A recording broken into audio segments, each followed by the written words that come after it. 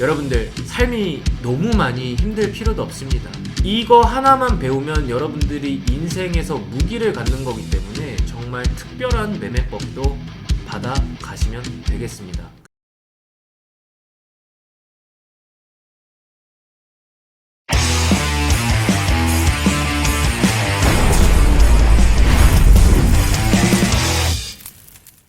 그래서 오늘 제가 그토록 밀고 왔던 삼성전자도, 제가 삼성전자는 이제 거의 첫 번째 영상에서 말씀드렸다시피 56,000원대가 이 삼성전자의 원래 이름이기 때문에 10만 전자도 더 보고 있다 라고 좀 말씀을 드렸죠. 근데 오늘 삼성전자도 하락도 이 지수에 어느 정도 좀 부담을 줬는데 2분기 반도체 영업이익이 거의 4천억 수준, 이게 예상보다 좀 더 낮았죠. 이제 그래가지고 공매도 세력이 좀 많이 나왔더라고요. 그래서 지금 2분기에도 뭐 4조 6천억, 뭐 지금 영업이익 같은 경우에서도 이 추정치 잠정 실적에서는 4조 6천억 뭐 이렇게 기록이 되고 있잖아요. 그래서 지금 이런 게 사실상 이제 좀 안타깝긴 한데 예상보다 좀 더 낮았죠. 예상보다 좀 더 낮았기 때문에 일부 좀 실망스러움. 이것보다도 이제 최근에 상승에 따른 매물출에도 좀 나오고 이번 주에 그리고 삼성전자에 대한 공매도도 늘어났다고 말씀드렸잖아요. 이런 게 좀 복합적이다 보니까, 하지만 그래도 이런 게 복합적으로 작용해도 오늘 마이너스 2% 정도는 그래도 나름 잘 버텨줬다, 7만원 선은 버텨줬다 라고 좀 말씀을 드리고 싶어요. 그래서 파월이 9월에 금리 인하에 대한 신호도 오히려 주지 않았거든요. 그래서 파월 같은 경우에서도 9월에 사실 금리 인하보다는 거의 동결에 가까운 메시지를 내다 보니까 이게 9월 이후에 확률이, 이 동결 확률이 거의 40% 정도였다가 절반 이상으로 상승했죠. 50% 이상으로. 그래서 이제 아시아 증시 대부분이 오늘 같은 경우에서는 좀 지지부진했죠. 상해종합이나 홍콩항생이나 니케이 지수는 그나마 좀 괜찮았죠. 왜냐면은 한국이 좀 이제 우리 한국 자동차 산업에 대한 좀 매물 출회가 많이 나왔다면 그만큼 도요타에 대해서도 이게 좀 호재로 작용할 수 있지 않을까에 대한 지수 상승으로 좀 보여지고 있고, 아시아 증시 전반적으로는 그렇게 좀 약했습니다. 이게 좀 파월에 9월 금리 동결 확률이 좀 높아져서 그런 거지 않을까 싶고요. 이 막판에 코스닥 이 대형 제약주들에 대한 반등이 일어났어요. 그래서 이제 알테오젠 같은 경우도 보면은 지금 이제 알테오젠 같은 경우에서도 이 오늘 아침에 시작했다가 지금 뭐 2시 좀 지나가지고 이 순간, 그러니까 3시 좀 넘어가서 굉장히 큰 반등을 좀 줬거든요. 그래서 이 대형 제약주들에 대한 이제 반등에서 어느 정도 이제 코스닥은 좀 만회를 했습니다. 근데 알테오젠을 제외했다면 코스닥도 마이너스 마감이지 않을까. 그래서 화장품, 엔터, 중국 소비주에서도 어느 정도 이제 강세를 보였고, 외국인에 대한 이제 규모는 좀 줄었죠. 매수 기준은 좀 이어가고 있습니다. 그래서 여기를 보시면은 외국인 같은 경우에서는 매수 기준은 좀 올라가고 있는데, 특히 이제 금융투자가 대량 매도했어요 오늘. 이게 결정적인 영향이에요. 코스닥에서는 엔터주 쪽으로는 집중 매수했는데 그 외는 매도를 했어요. 이런 이유로 봤을 때도 미국 빅테크 실적 괜찮게 나왔음에도 불구하고 이 불확실성 해소에도 시장은 밀렸던 거죠. 그러니까 이런 부분은 사실상 지속적으로 가진 않을 거예요. 그렇기 때문에 코스닥 같은 경우에서도 막판에 좀 지수를 회복했던 것, 뭐 이런 것도 좀 주목해 볼 만하지 않나 라고 말씀드리고 싶고, 장중에 코스피는 이제 사실 이제 ADR 지수는 과매도권 이하로 내려갔었거든요.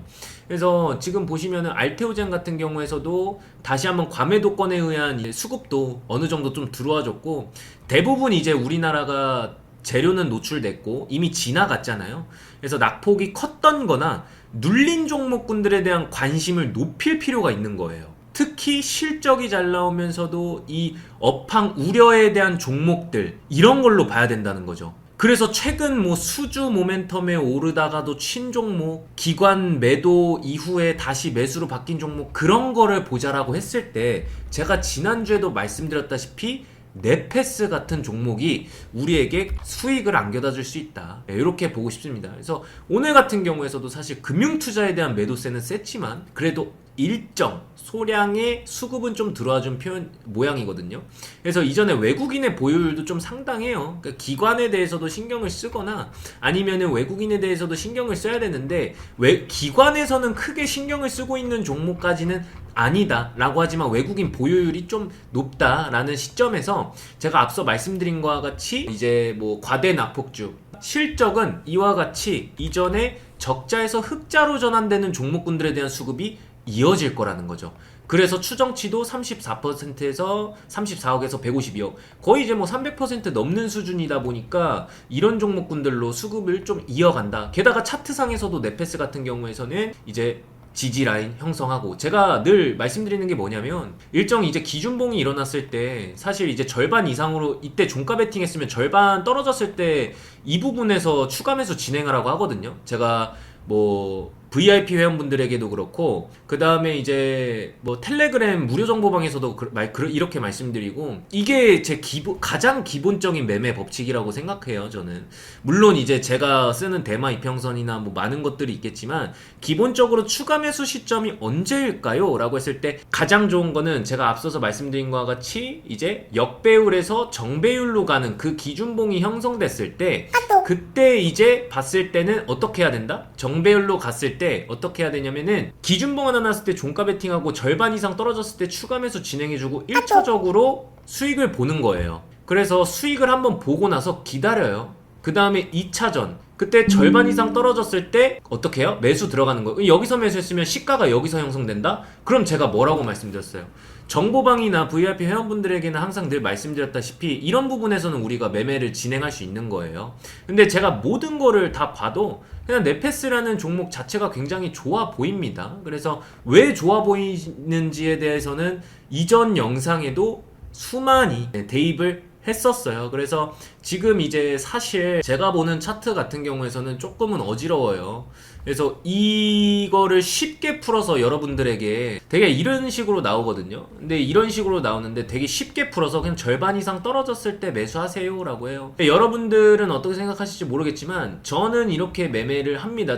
역배열에서 정배열로 갈 때 대마이평 대입하고, 그래서 이게 이런 식으로 되는구나 라고 했을 때 가장 적합했던 게 네페스라는 종목이에요. 그래서 되게 기대가 돼요. 기대가 되는 종목이고, 여전히 저는 14,700원까지 여러분들에게 홀딩 사인 드리고 싶습니다. 그래서 지금 다시 한번 색깔을 채워서 여러분들에게 봐도 제가 늘 말씀드렸던 이 부분, 기준봉 나오고 깨주지 않고 그 다음에 새로운 기준봉이 나타났을 때 이게 14% 이상 초과하지 않았어요.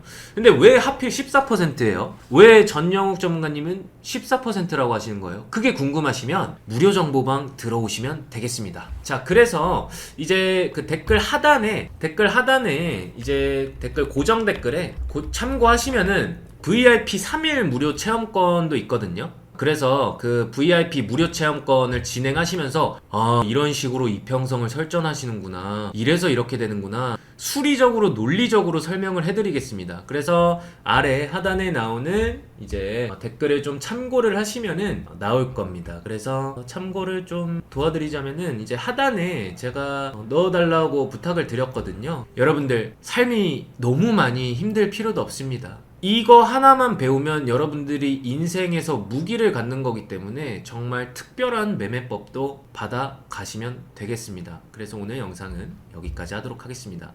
남은 시간 좋은 시간 되십시오. 다음에 또 오겠습니다.